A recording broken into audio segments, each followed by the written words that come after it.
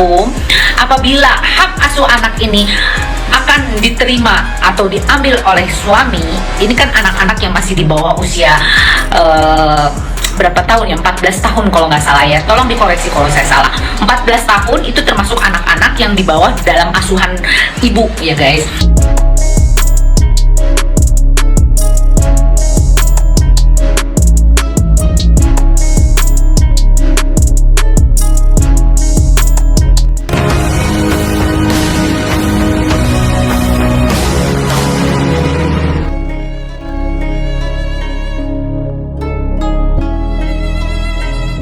Sebelumnya, sebagaimana yang diketahui, unggahan terbaru Paula Verhoeven di Instagram Story miliknya curi atensi.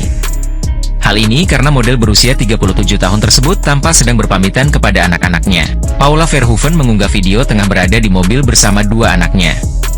Keanu Tiger Wong dan Kenzo El Drago Wong terlihat sedang tertidur di dekatnya. Wanita kelahiran tahun 1987 ini awalnya mengaku kangen berat dengan kedua buah hatinya. Untuk mengobati rasa kangennya itu, dia pun melihat video-video lama.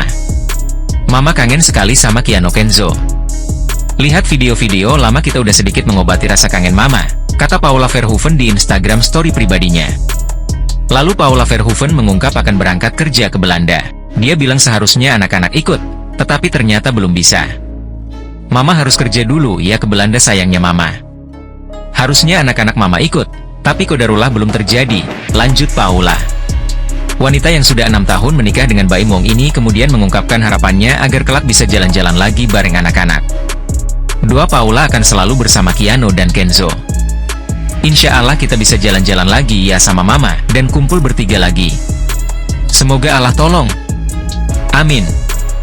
Bismillah, ungkap Paula Verhoeven. Baik-baik ya sayang, doa mama selalu menyertai kalian berdua, tutup model asal Semarang ini.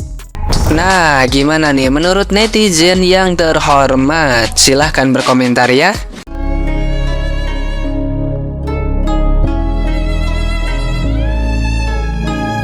Pelecehan seksualnya apa? Oh, belum dilaporkan. Ya? Ya, kalau 340 diterapkan, kecil kemungkinan seperti itu. Sebenarnya kan itu banyak ya maknanya, dari hal kayak karyawan aja, orang-orang yang kadang-kadang bekerja sama kita tuh kadang-kadang suka mengecewakan kita tuh kan banyak ya. Terlepas dari kita juga mengkoreksi diri sendiri, pasti kita apa ya salahnya gitu. Tapi terkadang sebagai manusia tuh kita kadang-kadang ngerasa kita udah kasih mereka lebih. Makanya itu pelajaran yang aku dapat adalah kita apa yang kita kasih itu harus kita lupain. Hanya menuduh dan tidak ada bukti apapun, itu bukan namanya perselingkuhan dalam status hukum. Oke, dalam psikologi juga seperti itu. Apabila tidak melihat perselingkuhan secara langsung, itu tidak ada proses hukumnya. Gitu loh guys ya. Mungkin kalau secara psikologis melihat WA dengan mungkin mesra atau apa gitu ya dengan siapapun itu ketahuan oleh suami kita, atau sebaliknya kita merasa sakit hati dan merasa diselingkuhi lah gitu ya, bahwa hatinya sudah berpaling kepada seseorang yang lain gitu loh guys. Jadi kalau menurut saya, jangan sekali-kali Anda percaya dengan segala sesuatu omongan-omongan yang menyudutkan pihak perempuan, oke? Karena tidak semuanya kesalahan orang yang berselingkuh itu ada di pihak perempuan. Ya. Karena setahu saya Baim pun tidak baik-baik banget gitu loh. Jarang loh laki-laki itu ngebongkar aib istrinya, apalagi mereka punya anak. Kan malu gitu loh. Kalau dia memang laki-laki yang bijaksana, seharusnya dia nggak ngebongkar aibnya Paula. Kalaupun memang terjadi perselingkuhan, kalau memang dia sudah berani menjelek-jelekan ibu dari anak-anaknya, seharusnya dengan bukti dong, gak bisa ngomong doang dong, kayak menggiring opini gitu. Apalagi nih Paula kalem-kalem aja, tiba-tiba Baim dengan teman-temannya yang barbar nyerang Paula. Nah disitulah kemudian saya terpanggil untuk ngepro Paulanya sendiri. Nah guys, dengar ya, nanti di akhir video saya akan menunjukkan bahwa seorang Hotman Paris membicarakan mengenai tata cara hukum mengenai perselingkuhan. Oke? Nah, seperti yang saya sudah jelaskan, apabila tuduhan mengenai perselingkuhan harus dilihat oleh mata kita, yaitu persetubuhan antara laki-laki dan perempuan. Nah, di sini kata pakar hukum, kalau cuman WA doang atau cuman merayu doang mengatakan I miss you atau bla bla bla, itu tidak termasuk perselingkuhan kalau di dalam hukum ya guys. Nah, yang kita sangkut pautkan dalam masalah ini adalah Baim dan Paula. Dia kan menuduh bahwa Paula adalah berselingkuh, oke? Tapi dia tidak melihat perselingkuhan itu adanya persetubuhan. Garis bawah ya, oke? Hanya melihat WA-nya dan sebagainya. Itu karena karyawannya atau apalah dan sebagainya ya, guys ya. Nah, jadi guys, yang saya lihat di sini, mungkin dia menuduh itu agar supaya hak asuh anak jatuh kepada Baim. Seperti itu. Karena memang persyaratan di dalam hukum, apabila hak asuh anak ini akan diterima atau diambil oleh suami, ini kan anak-anak yang masih di bawah usia berapa tahun ya, 14 tahun kalau nggak salah ya, tolong dikoreksi kalau saya salah. 14 tahun itu termasuk anak-anak yang di bawah dalam asuhan ibu ya guys. Nah, tapi hak ini akan pudar, hak ini akan gugur apabila si istri itu sakit keras, lalu dia juga mempunyai gangguan kejiwaan, tidak berfungsi sebagai istri yang baik gitu ya, dia mempunyai gangguan kejiwaan dan sebagainya, dia juga punya gangguan mood yang luar biasa tidak terkendali sehingga mempengaruhi dalam pengasuhan nantinya kepada anaknya. Satu lagi itu adalah perselingkuhan guys, apabila sudah ketahuan bahwa si istri itu berselingkuh, maka hak asuh anak otomatis kepada suami. Nah gitu loh guys. Jadi menurut saya kalau Diketahui tentang Baim, yang pertama orangnya itu suka sembarangan gitu ya, atau sembrono. Contohnya kasus yang pernah melibatkan saya di kasus prank-prank polisi begitu. Sebenarnya saya ngelihatnya itu kasihan sih Paulanya ini. Paula ini kan model papan atas, lalu kemudian dia hampir menjadi tersangka gara-gara tingkahnya Baim. Saya paham mereka suami istri, jadi Paula pasti mau tidak mau harus mengikuti suaminya begitu. Memang mentalnya dari Paula itu pun jatuh karena ada beberapa banyak laporan yang menguras tenaga Paula, bahkan sampai hampir jadi tersangka, lalu sempat mengalami keguguran. Dan saya rasa kalau saya pun jadi Paula, saya nggak mau lagi sama Baim. jadi harus introspeksi diri, kenapa istri saya berselingkuh? Seperti itu, oke? Salam kita gading. Introspeksi diri, tidak semuanya disalahkan dari pihak perempuan, juga tidak semuanya disalahkan kepada pihak laki-laki. Apabila ada yang namanya perceraian, itu pasti kedua belah pihak itu bersalah, ya guys. Jangan sampai saling menyalahkan. Jadi kita harus introspeksi aja. Kalau misalkan memang sudah tidak ada titik temu, ya bicarakan dengan baik-baik, jangan ada permusuhan, seperti itu.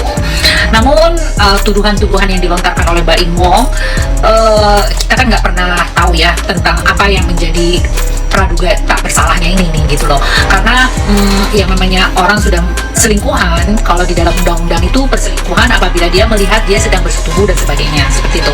Namun kalau cuma sekedar chatting atau apa, itu tidak, apa ya istilahnya, kalau hanya biasa-biasa saja itu tidak termasuk dalam perselingkuhan, seperti itulah. Saya nggak tahu ya persisnya seperti apa di dalam undang-undang, namun yang namanya hak asuh anak pun gitu ya, apabila benar terbukti ada perselingkuhan, bisa jadi hak asuh anak ini akan jatuh kepada pihak laki-laki guys. Jadi memang ada beberapa yang bisa jatuh kepada pihak laki-laki walaupun si anak ini masih kecil ya guys. Jadi kita nggak boleh mencoba membenarkan dan menyalahkan. Anak mempunyai hak. Anak nyamannya dengan siapa. Jadi kalau itu kita kembalikan ke anak.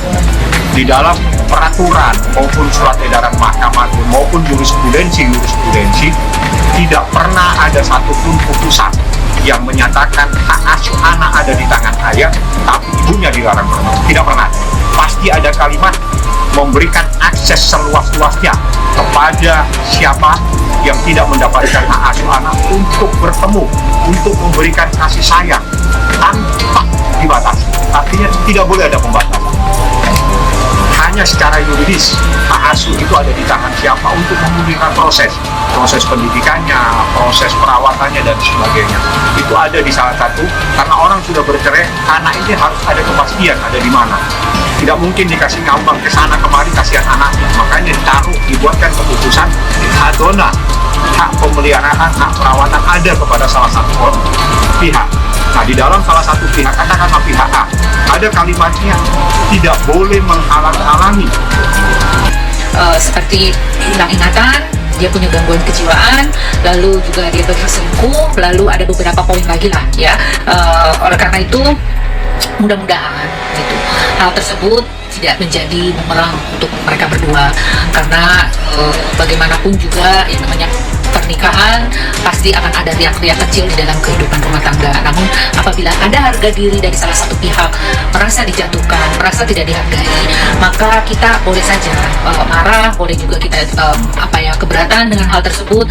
Namun kalau memang sudah tidak bisa dibicarakan, ya selesaikan dengan baik, seperti itu ya. Gitu ya, mudah-mudahan ya. Dan saya sih tidak menyarankan mereka berpisah. Bagaimanapun juga mereka adalah pasangan yang cukup ideal ya. Mudah-mudahan kita semua juga mendukung agar mereka tidak bercerai. Kasihan anak, bagaimanapun juga tetap anak adalah korban dari perceraian apabila terjadi. Mudah-mudahan jangan sampai ada hal merugikan untuk mereka, karena anak-anak pun butuh kasih sayang dari kedua orang tuanya, bukan cuma satu pihak, seperti itu ya guys. Dan kita doakan bersama, mudah-mudahan mereka tidak jadi bercerai dan bisa menjadikan pelajaran hidup yang pasti ya, agar kita bisa saling menghargai satu sama lain. Karena yang namanya, kalau sepengetahuan saya, anak di bawah umur itu hak dona atau hak asuh anak itu harus jatuh di ibu, bukan di ayah. Apalagi kalau misalnya dia mengalasankan Paula selingkuh untuk mengambil hak asuh tersebut, itu juga nggak bisa. Karena jangan lupa, Baim pun bukan orang yang baik-baik. Bahkan Baim ini mantan pemakai. Lalu Baim ini juga pernah hampir menjadi tersangka di tindakan yang semena-mena, kayak masyarakat dalam konten-kontennya dan mengeprank aparatur negara begitu. Jadi menurut saya hak asuh anak harus jatuh di tangan Paula, karena lebih pantas diasuh oleh ibu. Buat Paula, tetaplah jadi wanita yang elegan, menyayangi anak-anaknya, dan jagalah sikap jangan sampai kayak Baim. Kalau bisa dipertahankan hak asuh anak, karena menurut saya memang anak itu pantas di bawah asuhan Paula.